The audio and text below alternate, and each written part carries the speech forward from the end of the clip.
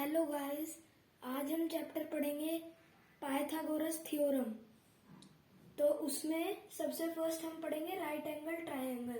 पूरा चैप्टर इस पे बेस है।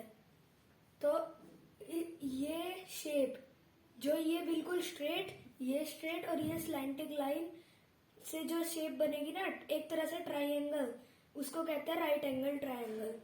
तो अब ये राइट एंगल ट्रायंगल हो गया। अब हम आते हैं इसी के ऊपर और स्टडी करते हैं। ये रहा ये वाला शेप, तो इसका ये वाला एंगल हमेशा 90 डिग्री का होगा, ये वाला, ठीक है। और ये जो नीचे वाली लाइन है इसको कहते हैं बेस, इस लाइन को, इसको कहते हैं हाइपोटेनियस और इसको कहते हैं परपेंडिकुलर, ठीक है। इसको परपेंडिकुलर, इसको बेस, इसको हाइपोटेनियस। तो पाइथागोरस थ्योरम में ये फॉर्मूला बनता है कि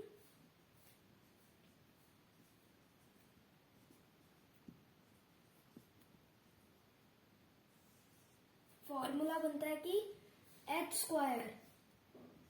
स्क्वायर मतलब हाइपोटेनियस स्क्वायर, ये हाइपोटेनियस है, इसका स्क्वायर इक्वल टू इन दोनों के स्क्वायर, परपेंडिकुलर का स्क्वायर और बेस का स्क्वायर को प्लस कर देते हैं।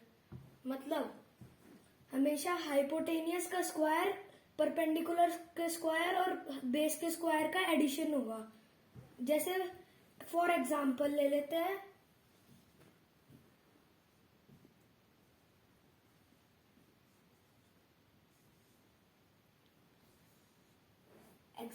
लेते हैं, और इसमें हमेशा 1 2 3 4 5 6 ऐसे नंबर नहीं आएंगे। इसमें वो मतलब इसमें इसके जो फॉर्मूले में फिट होते हैं नंबर वो आएंगे, वो मैं आपको बाद में लिखवाऊंगा। एग्जाम्पल जैसे 5 4 3 और लगातार कॉन्जिक्यूटिव नंबर होने चाहिए जो लगातार हो। For example 5 4 3। तो अब आप ये सोचोगे कि हम कैसे पता करें कि ये हाइपोटेनियस कौन सा है, परपेंडिकुलर कौन सा है, बेस कौन सा है, आप ये कैसे पता करोगे? तो इसका एक शॉर्ट फॉर्मूला है, शॉर्ट ट्रिक है। जो सबसे बड़ा नंबर है इन तीनों नंबर में, जो इन तीनों कॉन्जिक्यूटिव नंबर्स में जो सबसे बड़ा नंबर है वो हाइपोटेनियस होगा। मतलब 5 का स्क्वायर इक्वल टू, अब बचे हुए दो नंबर होंगे, मतलब इनमें से कोई होगा परपेंडिकुलर और कोई होगा बेस। तो हम समझते हैं परपेंडिकुलर है 4 का स्क्वायर प्लस 3 का स्क्वायर, ये आएगा 5 का स्क्वायर 25 इक्वल टू 4 का स्क्वायर 16 प्लस 3 का स्क्वायर 9, 25 इक्वल टू 16 प्लस 9 25, मतलब आ गया वही आंसर, 25 इधर 25 उधर इक्वल टू के। तो ये वाले, और इनको कहते हैं पाइथागोरियन ट्रिपलेट्स इसलिए कहेंगे क्योंकि ये 3 नंबर है और ये पाइथागोरस थ्योरम में ये फिट होते हैं, ये इस फॉर्मूले में फिट होते हैं तीनों नंबर। तो ऐसे और भी कुछ नंबर हैं, वो मैं आपको लिखवाने जा रहा हूं, एक मिनट।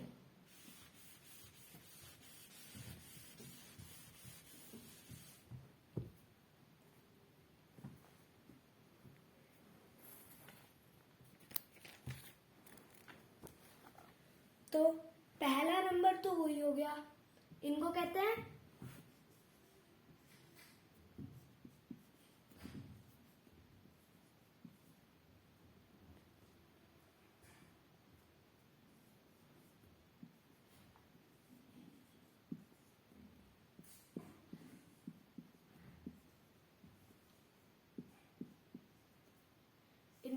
पाइथागोरियन ट्रिपलेट्स, ठीक है।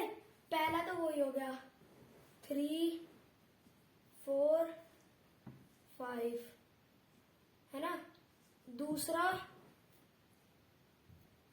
7, 24, 25। अब आप देख लेना। अब आप बताओ मेरे को इनमें से हाइपोटेनियस कौन सा है, इस वाले में, इन ट्रिपलेट्स में हाइपोटेनियस कौन सा है। तो हाइपोटेनियस होगा 25, क्योंकि इनमें सबसे बड़ा वो है। अब देखो 25 का स्क्वायर करो, 25 का स्क्वायर आएगा 625, 7 का स्क्वायर करो, 24 का स्क्वायर करो, और जो 24 का स्क्वायर और 7 का स्क्वायर आएगा दोनों को प्लस कर दो। अगर वो 25 के स्क्वायर के इक्वल आते हैं तो ठीक है, वरना वो नहीं है, वो ट्रिपलेट्स नहीं है। Third example 6, 8, 10। 6 का स्क्वायर 36, 8 का 64, और इनमें से हाइपोटेनियस है 10, क्योंकि वो सबसे बड़ा है। ठीक है, तो हाइपोटेनियस है 10 का स्क्वायर होता है 100, 8 का स्क्वायर होता है ये परपेंडिकुलर और बेस हो गए, इनमें से कोई भी परपेंडिकुलर और बेस हो सकता है, हमें उससे फर्क नहीं पड़ता। ये परपेंडिकुलर ये बेस समझ लो, या ये परपेंडिकुलर ये बेस, कोई बात नहीं। ठीक है, तो इसका स्क्वायर आएगा 36, इसका आएगा 64। परपेंडिकुलर और बेस के स्क्वायर को प्लस करेंगे, 36 + 24 100 आएगा, और 100 का स्क्वायर 100 इक्वल टू 100, मतलब ये ट्रिपलेट्स हैं, ये पाइथागोरियन ट्रिपलेट्स हैं। ऐसे ही फोर्थ एग्जाम्पल 5, 12, 13। ठीक है, 13 का स्क्वायर 169, 12 का स्क्वायर 144, 5 का स्क्वायर 25। अब आप बताओ इनमें से हाइपोटेनियस कौन सा है।